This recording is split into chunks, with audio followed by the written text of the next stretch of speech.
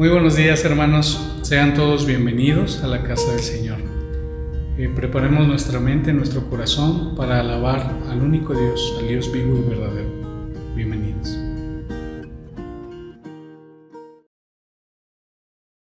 El llamamiento a la adoración lo encontramos en el Evangelio según San Lucas, capítulo 1, de los versículos del 30 al 33. Entonces el ángel le dijo: María, no temas, porque has hallado gracia delante de Dios, y ahora concebirás en tu vientre y darás a luz un hijo, y llamarás a su nombre Jesús. Este será grande y será llamado Hijo del Altísimo, y el Señor Dios le dará el trono de David su padre, y reinará sobre la casa de Jacob para siempre, y su reino no tendrá fin.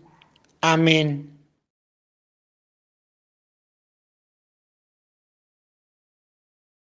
Alabemos al Señor, regocijémonos en Él en este día. Démosle la honra y la gloria solo a Él. Qué bella es tu morada, oh Señor de los ejércitos celestiales. Anhelamos y hasta desfallecemos en los atrios del Señor. Con todo nuestro ser, cuerpo y alma, gritaremos con alegría al Dios viviente. Oh Señor de los ejércitos celestiales, nuestro Rey y nuestro Dios. Qué alegría para los que pueden venir a tu casa, cantando siempre tus alabanzas. Qué alegría para los que reciben su fuerza del Señor. Esta mañana, Señor, venimos ante tu presencia para alabarte y bendecirte y glorificar tu santo nombre. En el nombre de Cristo Jesús. Amén.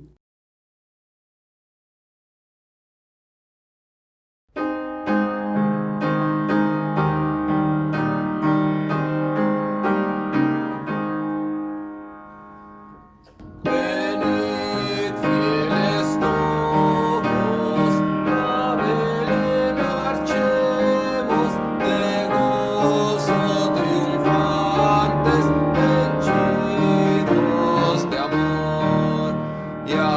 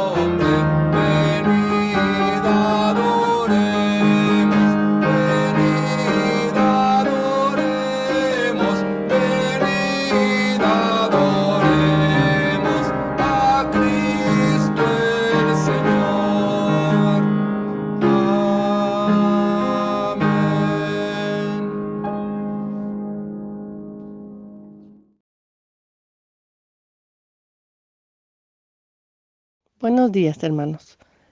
La lectura del día de hoy se encuentra en 2 de Corintios 5, del 13 al 15. La palabra de Dios dice: porque si estamos locos, es para Dios, y si somos cuerdos, es para vosotros. Porque el amor de Cristo nos constriñe, pensando esto, que si uno murió por todos, luego todos murieron, y por todos murió, para que los que viven ya no vivan para sí, sino para aquel que murió y resucitó por ellos. Amén.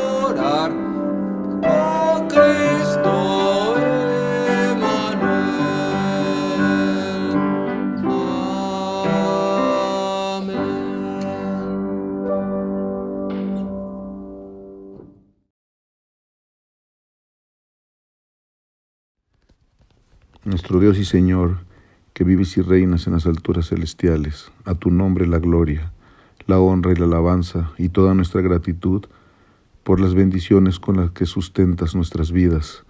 En esta hora, Señor, nos dirigimos a ti para rogarte la presencia bendita de tu Santo Espíritu en el predicador que impartirá tu palabra y en todo el resto de tu iglesia que escucharemos, para que seamos edificados en ella y que podamos ser hacedores de la palabra y no solamente oidores olvidadizos, Señor.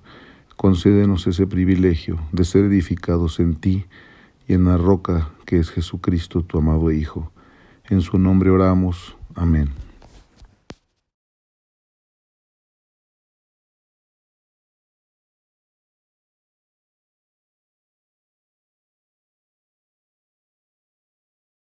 Hubo un tiempo en la vida matrimonial de mi esposa y mía en el que pues todavía no terminábamos de entender o ni siquiera empezábamos a entender el verdadero significado del amor. Y lo que sí es un hecho es que a pesar de todo esto, pues Dios siempre estuvo con nosotros.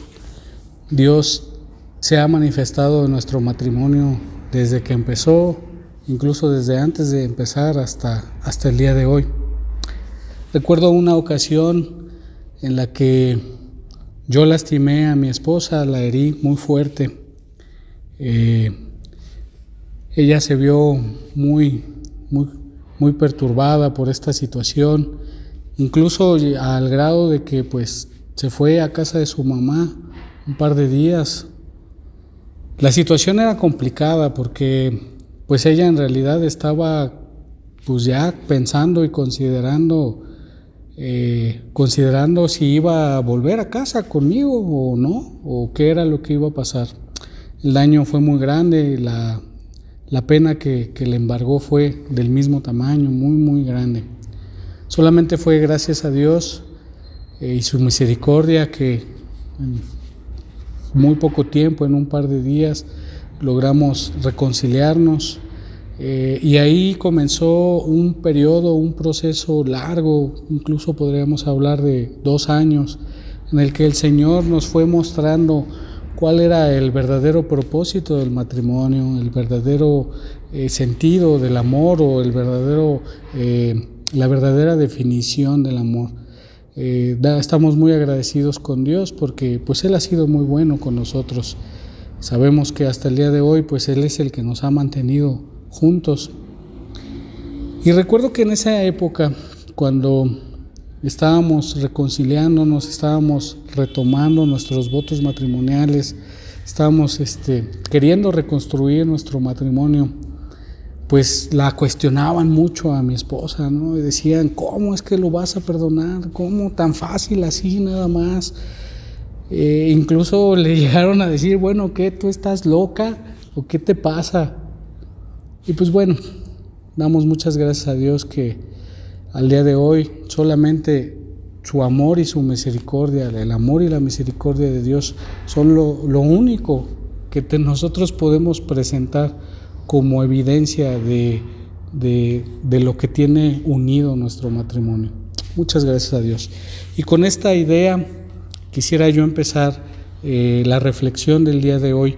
A lo largo del mes de diciembre hemos estado hablando acerca de el amor más grande o el más grande amor.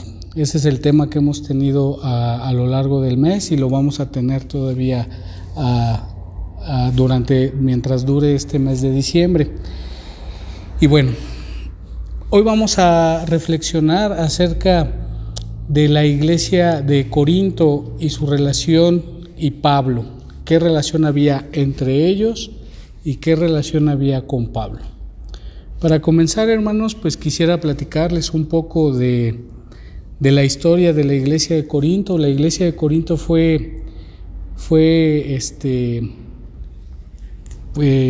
empezó gracias a los ministerios evangélicos de Pablo, como lo podemos ver en Hechos 18, 19 y 20. Está ahí todo, podemos ver toda la historia de Pablo, cómo va en uno de estos viajes misioneros y empieza a compartir la palabra, el evangelio, y poco a poco se va formando la iglesia en Corinto, la iglesia de Cristo en Corinto. Corinto, hermanos, tiene muchas particularidades que es importante que empecemos a ver para podernos dar una idea del contexto en el que estamos hablando. Corinto la ciudad de Corinto estaba en una isla griega, y se dedicaba principalmente, Corinto era un lugar portuario, era un lugar de mucho comercio. Ahí llegaban, iban y venían muchos barcos, muchos navíos que su propósito era comerciar. ¿Sí? Era uno de los puertos comerciales más importantes de esa época y por lo mismo, pues toda la isla y en particular la ciudad de Corinto, pues era muy próspera, tenía mucho dinero, ¿sí? Se manejaba muchísimo dinero en Corinto. La iglesia de Corinto estaba conformada por diferente tipo de gente. Había los locales, ¿sí? Estaban los locales que eran griegos, que eran personas de la nacionalidad griega, y había también otras personas de muchos otros lugares, incluso pues de ciudades muy lejanas. Entonces podemos decir que la iglesia de Corinto era una iglesia cosmopolita. Dentro de toda esta cosmópolis que existía y que convivía en la iglesia, también había judíos o personas que eran judíos, que habían sido judíos y que ahora estaban abrazando el evangelio de Cristo. ¿Sí? Los podemos ahora ubicar como los judeocristianos. Entonces, este es el entorno en el que podemos situar a la iglesia de Corinto. La iglesia que estaba situada en Corinto estaba llena de mucha gente, de varias nacionalidades, principalmente griegos y judíos. Y había personas de todos los estratos sociales, pero predominaba pues las personas que tenían dinero, las personas que eran acaudaladas, las personas que gracias al comercio y a todas las actividades del puerto pues tenían recursos muy grandes. Entonces podemos decir que era una iglesia rica en recursos materiales, y este era el contexto de la iglesia. Para cuando Pablo escribe la primera carta a los Corintios, Pablo escribe 2 cartas a los Corintios, y para cuando escribe la primera carta, había diferentes situaciones y circunstancias en la iglesia de Corinto que Pablo quería tomar, quería abarcar en esa carta y que incluso quería corregir. Una de ellas es que, una de las principales problemas que vivía esta iglesia es que estaban divididos. Había divisiones dentro de la iglesia y había divisiones por diferentes tipos de situaciones, divisiones doctrinales, divisiones por cómo vivía o la forma de vivir de la gente, incluso había divisiones por estrato social. Entonces era una iglesia que estaba dividida, unos no se llevaban con otros, no se podían llevar bien. Era uno entre muchos, uno de los principales problemas que tenía la iglesia de Corinto. Para esto entonces Pablo escribe la primera carta a los Corintios atacando este conflicto en particular, que es todas estas diferencias. Y particularmente se habían levantado dentro de la iglesia de Corintios diferentes maestros o pseudomaestros, y habían formado dos grupos muy fuertes.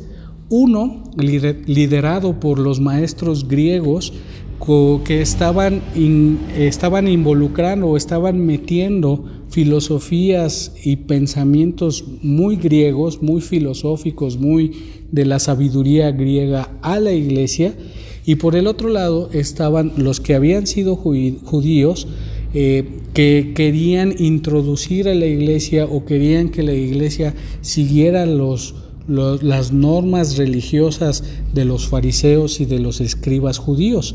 Entonces era un choque muy fuerte, porque por un lado teníamos a los libres pensadores, a los que decían que la gracia sobreabundaba y que no importaba que pudiéramos estar pecando, sí, porque el Señor ya nos había perdonado de todo y que viva la vida.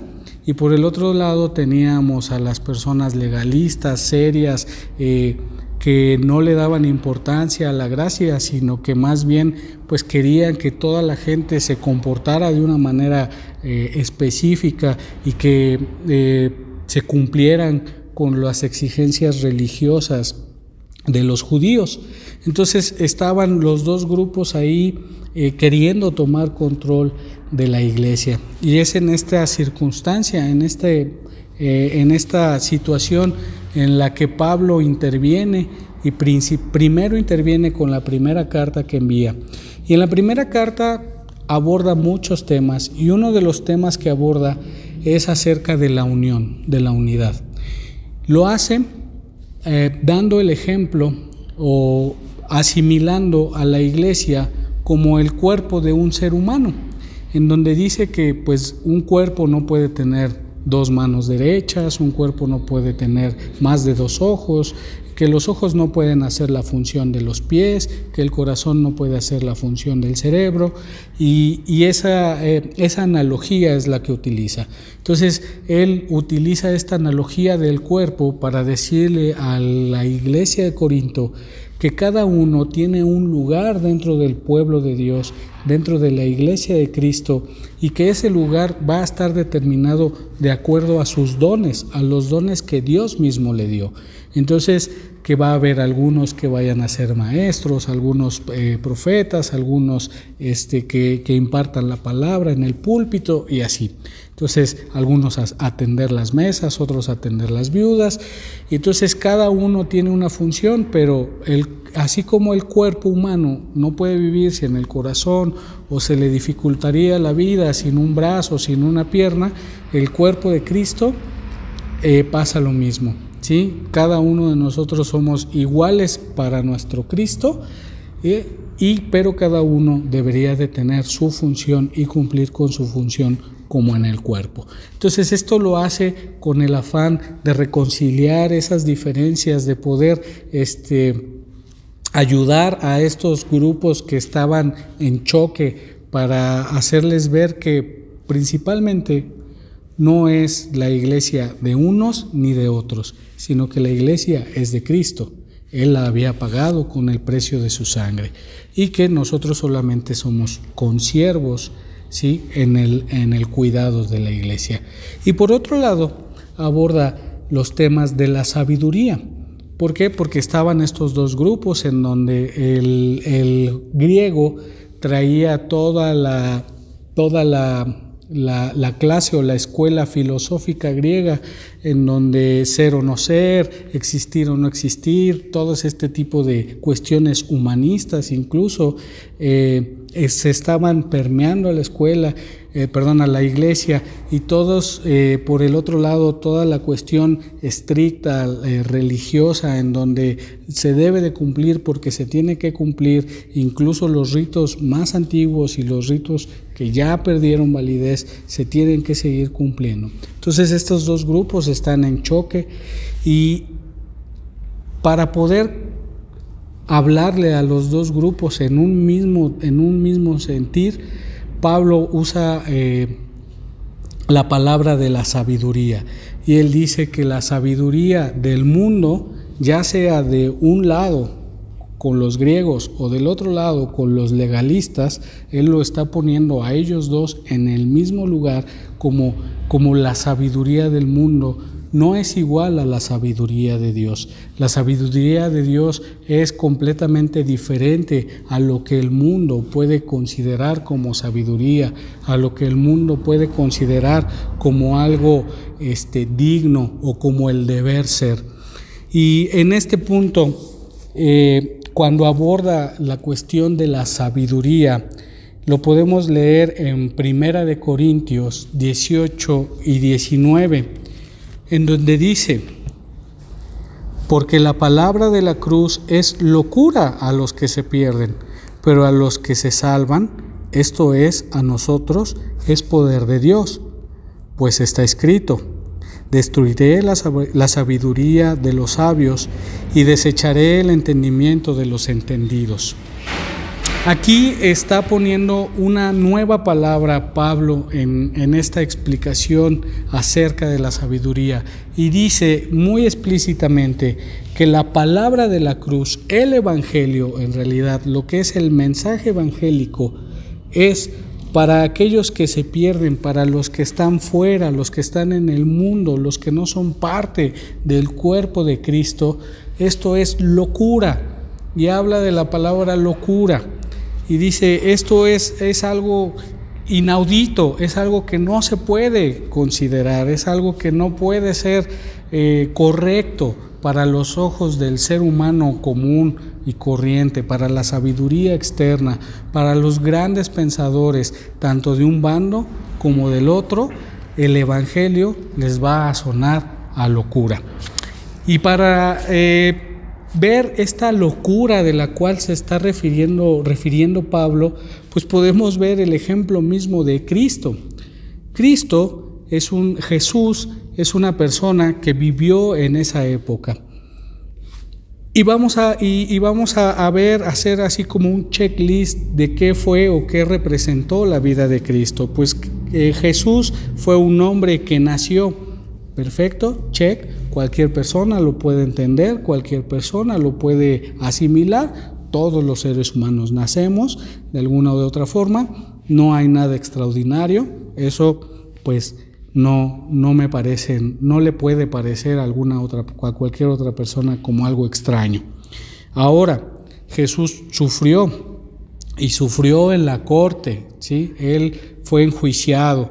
Entonces nosotros podemos decir, bueno, pues cualquier persona puede ser enjuiciada. No es la primera persona que es enjuiciada, incluso no es la primera persona que se dice ser inocente que es enjuiciada. No fue ni la primera ni la última. Entonces, podemos decir, ok, yo como persona externa, una persona que es externa al grupo, a la iglesia de Cristo, pues puede asimilar y entender esto.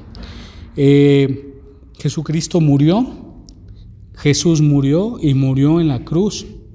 Entonces cualquier persona puede decir, bueno, pues ese tipo de muerte se le daba siempre y cuando fuera así se viera correcto, ¿sí? Pues era el tipo de muerte que se le daba a los peores delincuentes, lo cual pues yo puedo pensar que eso lo hacía el peor delincuente, ¿sí? Entonces pues no pasa nada, yo lo puedo creer, yo lo puedo asimilar, no pasa ningún tipo de problema, ¿sí?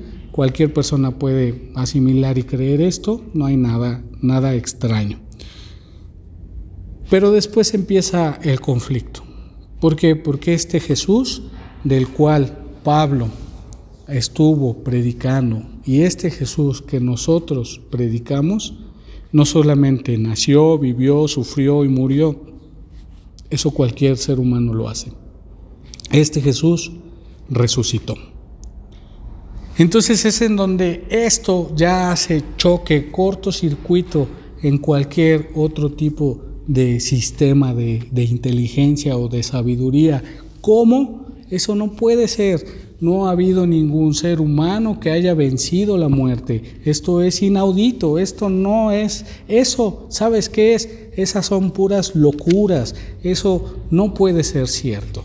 ¿Sí? Y es justamente aquí en donde empieza y en donde se ve muy claro cómo lo que dice Pablo acerca de la sabiduría del mundo contrastada con la sabiduría de Dios, cómo a las personas que están lejos de la creencia en Cristo, lejos del Evangelio de Cristo, para todos ellos todo esto empieza a ser locura. No puede ser que una persona haya resucitado. ¿Cómo puede ser esto? Esto es simplemente lo que tú me estás diciendo, son locuras, ¿sí? Entonces, en este punto es en el que Pablo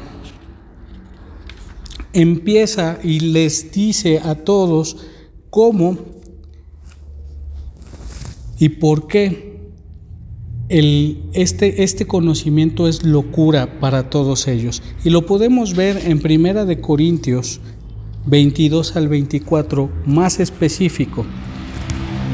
Dice, porque los judíos piden señales y los griegos buscan sabiduría, pero nosotros predicamos a Cristo crucificado, para los judíos ciertamente tropezadero y para los gentiles locura, mas para los llamados así judíos como griegos, Cristo, poder de Dios y sabiduría de Dios.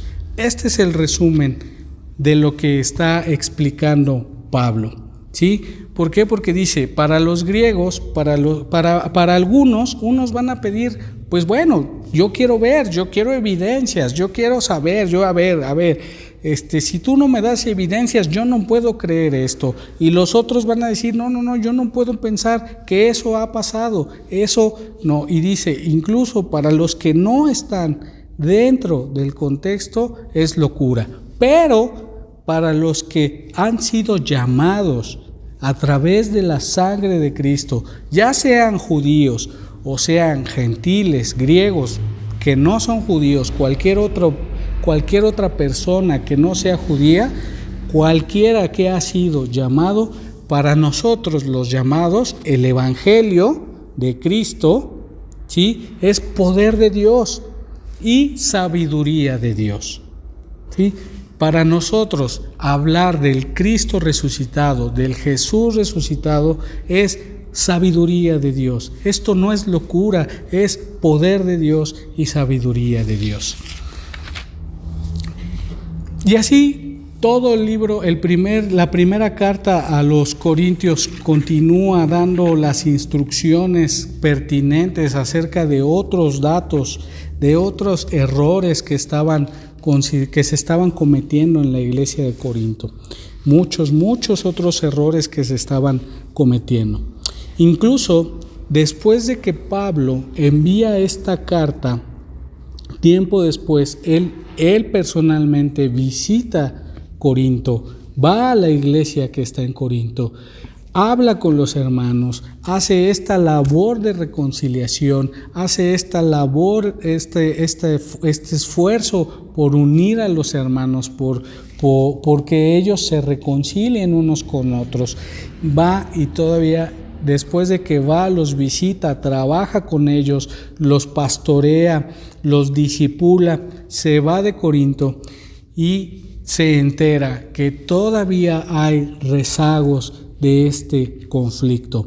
Incluso ya hay maestros, supuestos maestros de Corinto, hay supuestos maestros en Corinto que incluso lo están descalificando a él como apóstol y dicen, no, Pablo no sabe, es más, seguro ni siquiera es apóstol, él no sabe, y al grado de descalificarlo, a tal grado que incluso le piden credenciales, le piden a Pablo que muestre cartas de recomendación para sostener que él es un verdadero apóstol de Cristo. A ese grado llega estas enseñanzas, estas manipulaciones de estos supuestos maestros, de decirle al pueblo, ¿saben qué? No es cierto, Pablo es más, ni siquiera es un apóstol, vamos a pedirle cartas de recomendación, que nos presente cuáles son sus cartas de recomendación, para que él nos demuestre que verdaderamente es un apóstol de Cristo. A ese grado lo estaban desprestigiando, a ese grado lo estaban negando, incluso le estaban diciendo que ni siquiera era un apóstol. Entonces, en este contexto es que Pablo envía la segunda carta, una segunda carta ya más enfática, una segunda carta más específica a ese grupo de personas.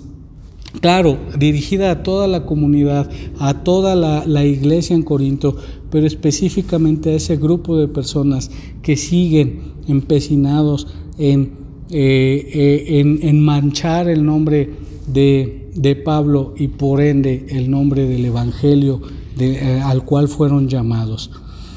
Y entonces llega esta segunda carta y pasa algo sin precedentes. En esta segunda carta pasa algo que ninguna persona pudiera haber esperado. Imagínense ustedes que están haciendo un esfuerzo en su trabajo, en cualquier lugar, ¿sí? Y se están esforzando y se están esmerando y están haciendo y dando lo mejor de sí, ¿sí? Y haciendo para lo que lo llamaron a hacer, ¿sí? Para lo que los contrataron, pensando en su trabajo. Están haciendo para lo que me contrataron. Estoy demostrando toda mi capacidad, todo mi esmero, todo mi empeño, lo estoy poniendo en la actividad que me mandaron a hacer, para lo que me contrataron. Imagínense, pónganse en ese contexto, ¿sí? Y que haya personas que digan, no, él lo hace mal, él no sabe, es más, se me hace que ni siquiera es sabe de lo que se supone que él hace o que ella hace. Imagínense cómo reaccionaríamos nosotros. ¿Cómo reaccionaríamos si nosotros estamos mostrando que verdaderamente estamos poniendo todo el empeño? Si nosotros estamos mostrando que verdaderamente queremos cumplir con lo que se nos ha encomendado. Y esta gente, ¿cómo reaccionaríamos con esta gente que está solamente tratando de complotearnos, haciendo complot contra nosotros, poniendo a la gente en contra de nosotros. Imagínate cómo reaccionarías, qué harías si tú estarías en esa situación. Esa es la situación en la que estuvo Pablo. Pablo, esforzado de Cristo, una persona que fue llamada por Jesús mismo para compartir el Evangelio, está constantemente siendo criticado, siendo juzgado, incluso le están restando autoridad, le están diciendo, no, a mí se me hace que ni siquiera sabe lo que dice. Esta es la situación. ¿Qué es lo que hace Pablo? ¿Lo que cualquiera haría? No lo sé. Tal vez yo no lo hubiera hecho. Pablo, en la carta pública a la iglesia de Corinto, los perdona. Pablo los perdona a todos estos retractores de su trabajo, a todos estos retractores de su persona. Públicamente en la carta, Pablo los perdona. Pablo los perdona y les dice y les da las credenciales que ellos le piden. Y le dice, es que mis credenciales son ustedes.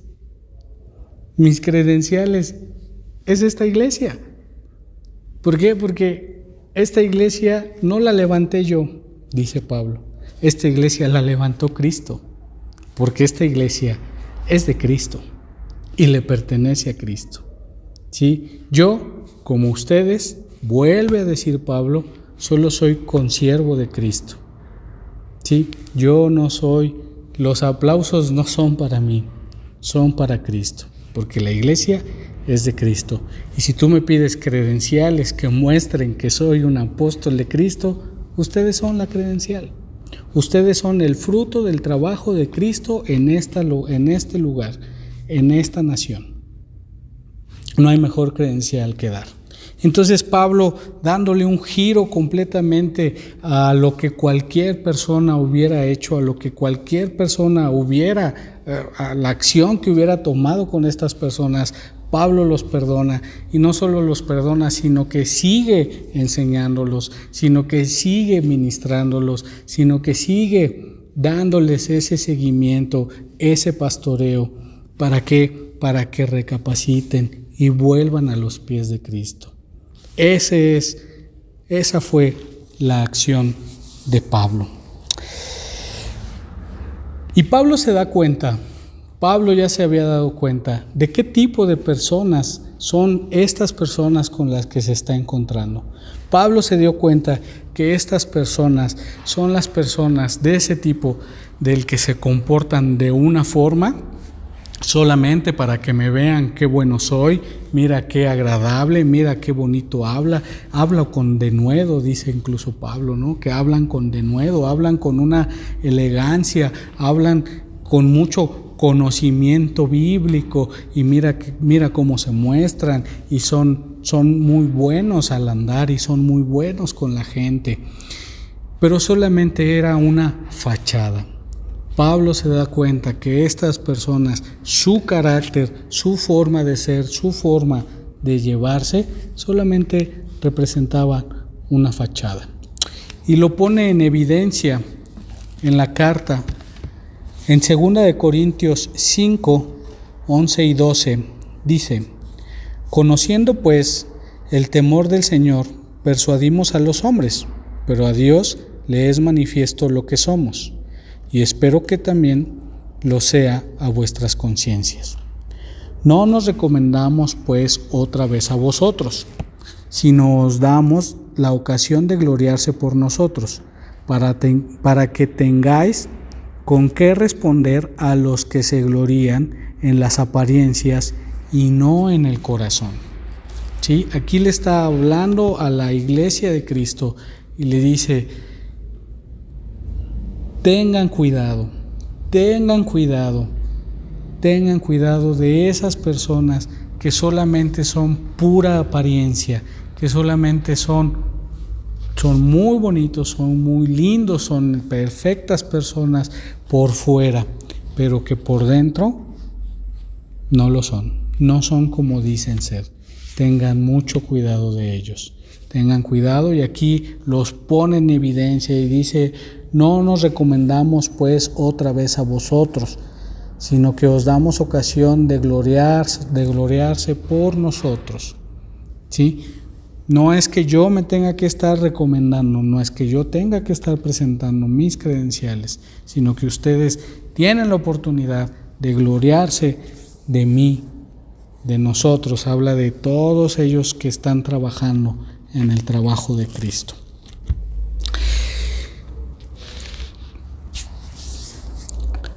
Y posteriormente habla y vuelve y retoma parte de lo que hablaba en la primera carta. Una vez que, primero, perdonó a sus retractores, segundo, los puso en evidencia diciendo que ellos son los que fingen, que ellos son los que no son lo que deberían de ser, o que no se muestran como realmente son. Una vez que hizo esto, retoma el tema que había escrito en la primera carta, y dice en 2 de Corintios 5:13: porque si estamos locos, es para Dios, y si somos cuerdos, es para vosotros. Aquí nuevamente, ¿por qué? Porque recuerden que estos maestros, estos supuestos maestros decían: es que esto son locuras, es que esto no puede ser, es que ¿cómo puede ser que una persona venga y pueda perdonar al que le hizo daño, al que lo lastimó, así como así? Eso es locura, eso no se puede, no puede ser, estas están mintiendo, están haciendo locuras. ¿Sí? No puede ser que la gente se muestre de esa manera con las personas que los han lastimado, con las personas que los han herido, con las personas que han procurado su mal. Estas son locuras. Y dice Pablo: si estamos locos, es para Dios. ¿Sí? Y podría haber dicho Pablo: y es para Dios, y es por Dios. ¿Sí? Nosotros sí estamos locos. ¿Sí? Explica Pablo. Y no solamente dice sí estamos locos. Tienen razón, estamos locos. Y estamos locos para Dios. Pero no se queda ahí, no se limita a decir: pues sí estamos locos, ¿no? Ahí se pudo haber quedado así de: oye, es que tú estás loco al hacer eso. ¿Cómo perdonas a alguien que ha estado buscando tu mal frecuentemente, o que te ha lastimado de una manera tan fuerte? ¿Cómo puedes hacer eso? ¿Cómo puedes perdonar? ¿Qué, estás loco? Y Pablo dice: sí estoy loco. Pero no se queda ahí, sino que explica de dónde proviene esta locura, que es para ellos esta locura. 2 de Corintios 5, seguimos leyendo, 14 y 15. Porque el amor de Cristo nos constriñe, pensando esto: que si uno murió por todos, luego todos murieron, y por todos murió, para que los que viven ya no vivan para sí, sino para aquel que murió y resucitó por ellos. Aquí Pablo explica qué significa esta locura, y no lo hace poniendo cualquier ejemplo, cualquier recurso didáctico. Lo que hace es poner al más grande pendón de amor como ejemplo, que es Cristo. Pone a Cristo, ¿sí?, el más grande ejemplo del amor, y lo pone enfrente, ¿sí? Y explica de dónde viene toda esta locura, y dice: toda esta locura, ¿sí?, todo esto es solo por Cristo. ¿Por qué? Porque cualquiera, absolutamente cualquiera, puede amar lo que es amable. Cualquiera puede bendecir al que bendice. Cualquiera puede ser bueno con el que me trata bien. Cualquiera puede buscar cosas agradables para el que me agrada. Pero solo Cristo fue capaz de morir por aquellos que lo perseguían. Solo Cristo fue capaz de morir por los que no lo merecían. No hay muestra más grande de amor que el amor que mostró Cristo para los suyos.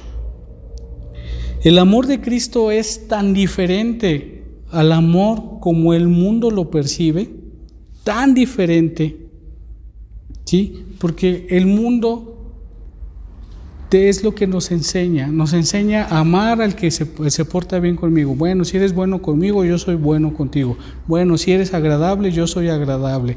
Bueno, si tú haces buenas cosas para mí, yo hago cosas buenas para ti. Pero el amor de Cristo es completamente diferente, es un polo opuesto al amor que muestra el mundo. El amor de Cristo es el lado opuesto, completamente, porque Cristo entregó su vida por unos sucios, miserables, mentirosos, rateros, idólatras, adúlteros. Cristo entregó su vida por necios, por chismosos. Cristo entregó su vida por ti y por mí. ¿Hicimos algo para merecerlo? Nada, absolutamente nada. Fuimos amables con Él, ni siquiera lo conocíamos, ni siquiera quisiéramos, ni estaba en nuestra mente buscarlo ni conocerlo. Éramos enemigos de Él. Si hubiéramos estado en los tiempos de Cristo, seguramente nosotros seríamos de los que estarían gritando: crucifícalo, crucifícalo. Hubiéramos sido nosotros uno de ellos.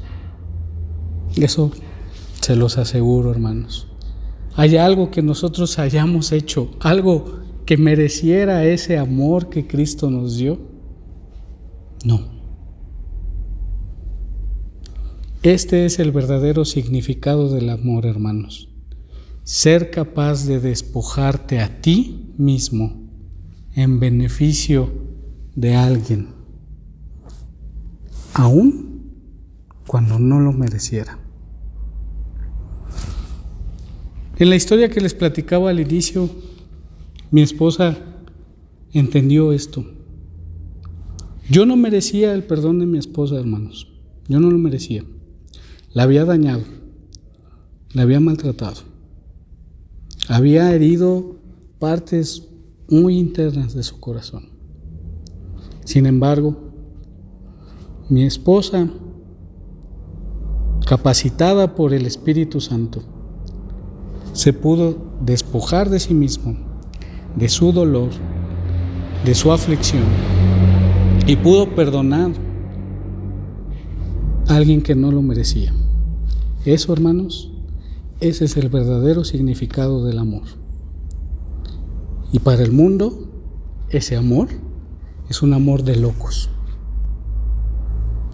Hermano, hoy Dios nos llama a amar a todos como Él, como Dios. De hecho, ya nos amó. Él ya nos amó a nosotros. Él ya nos mostró este amor. Nosotros ya somos beneficiarios de este amor. Y hoy Dios nos está llamando para que seamos nosotros los portavoces de ese amor, para que seamos nosotros los que podamos permear este mundo tan malvado, tan lastimado, tan herido con ese amor. Porque no hay otra cosa que necesite este mundo que el amor de Dios. Y nosotros somos agentes activos de ese amor. Y ese es el llamado que Dios nos ha hecho, a permear el amor que Él, de hecho, ya nos mostró a nosotros. Ahora, hermano, si los demás te van a cuestionar. Los demás te van a decir, ¿por qué lo perdonas? ¿Por qué eres tan bueno? Con lo mal que te ha tratado, con las cosas que ha dicho de ti en el trabajo tu compañero, con la basura que te ha aventado a tu jardín el vecino, con las cosas tan feas que te ha dicho, ¿por qué lo perdonas? ¿Qué te pasa? Te van a decir, y te van a decir, ¿qué estás loco? Hermano, hermana, siéntete en la libertad de decir, sí, estoy loco, pero mi locura es para Dios y por Dios. Vamos a orar, hermanos. Amantísimo Padre Celestial, alabamos y glorificamos tu nombre porque tú eres el único Dios, el Dios vivo y verdadero. Te damos toda la honra y toda la gloria solamente a ti, Señor.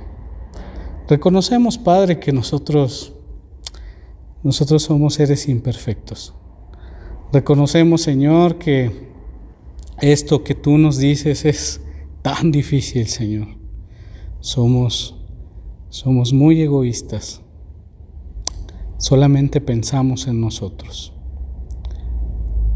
Pero, Señor, también reconocemos que ahora, gracias a la misericordia y a la gracia que viene de ti, y gracias al sacrificio de nuestro Señor Jesucristo, nosotros somos, de hecho, ya vivimos en tu amor. Ya somos beneficiarios de tu amor, Señor.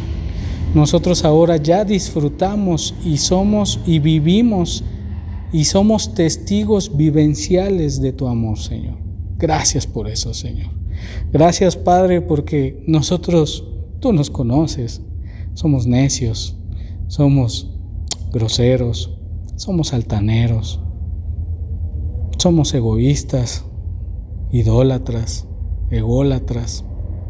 Pensamos solo en nosotros. Pero a pesar de cómo somos nosotros, Señor, tú tuviste misericordia de nosotros y nos has amado con ese amor que no tiene comparación.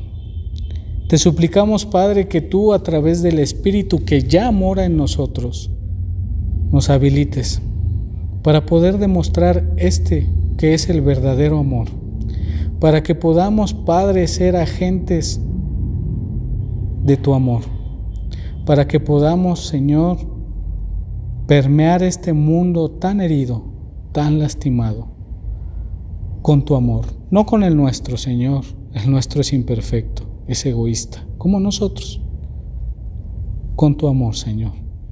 Llénanos de tu amor, Señor, llénanos de tu misericordia y capacítanos a través del Espíritu Santo, Padre, para poder demostrar y dar este amor. Déjanos darnos a nosotros, Padre, y demostrar el verdadero amor, el amor que solo viene de ti. Esta es nuestra súplica. Te lo pedimos, te lo suplicamos, solamente por los méritos que hizo nuestro Señor Jesucristo. Amén.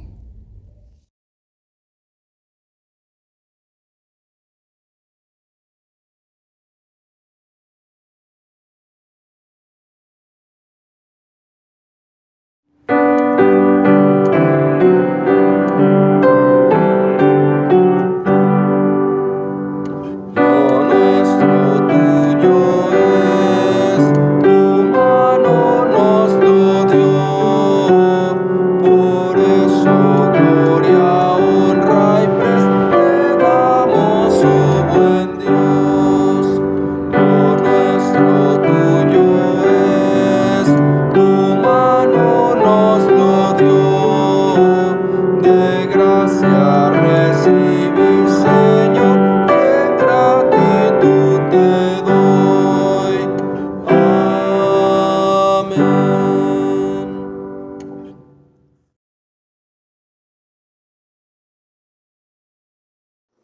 Señor, nos dirigimos a ti por medio de nuestro Señor Jesucristo, para darte gracias por estos momentos en los cuales nos has permitido oír tu palabra.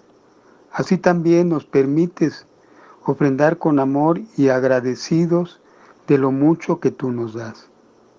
Con el corazón feliz, dándote gracias por estar entre nosotros, te pedimos que bendigas estas ofrendas y las limpies para engrandecer tu reino.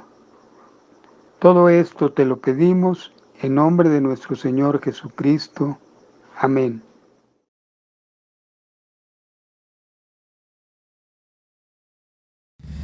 Y ahora, mis amados hermanos, que el amor de Dios Padre, la gracia de nuestro Señor Jesucristo y la comunión de su Santo Espíritu sea con todos nosotros y con nuestras familias, hasta que el Señor vuelva glorioso por segunda vez a establecer su reino para siempre. Amén y amén.